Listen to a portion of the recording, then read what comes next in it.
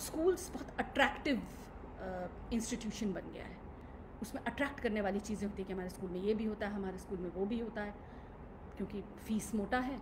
तो उसमें रंगमंच एक अट्रैक्ट करने की वस्तु बन गई है, जिससे मुझे सख्त प्रॉब्लम है।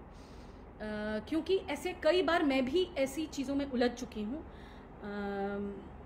कई बार ऐसा हुआ है कि मैं नहीं चाहती हूँ कि मैं जाऊँ और क्यों मैं प्रोसेस पे काम करूँ, अगर वो उस शब्द का मतलब ये है कि भाई तरीका क्या है। कोई चीज़ जब हम कर रहे हैं तो उसकी शुरुआत क्या होती है, मिडिल क्या होती है, तब जाके एंड आता है।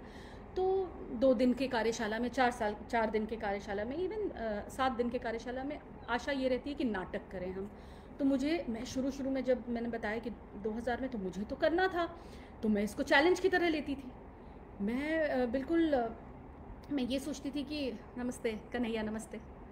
मैं ये सोचती थी कि ये मेरे लिए बहुत चैलेंजिंग काम है और मैं करूँगी, 2 दिन में नाटक करूँगी।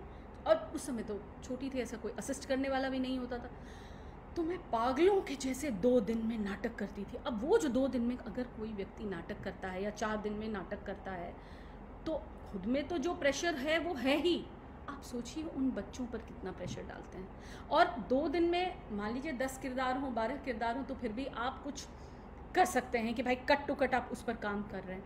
लेकिन मैं ऐसा भी काम में लपेटी जा चुकी हूँ या उलझाई जा चुकी हूँ जिसमें 150 बच्चे थे, 200 बच्चे थे, एक जगह 250 बच्चे थे, इस किस्म का काम। तो ये एक तरह से ये तो बिजनेस है, ये रंगमंच नहीं है। और अगर लोग ऐसा कर रहे हैं और हम में से कोई भी अब इस तरह के काम में हमें साथ देना भी नहीं चाहिए। ये तो मतलब ये मेरा संदेश है एक्चुअली लोगों को। लेकिन शायद रंग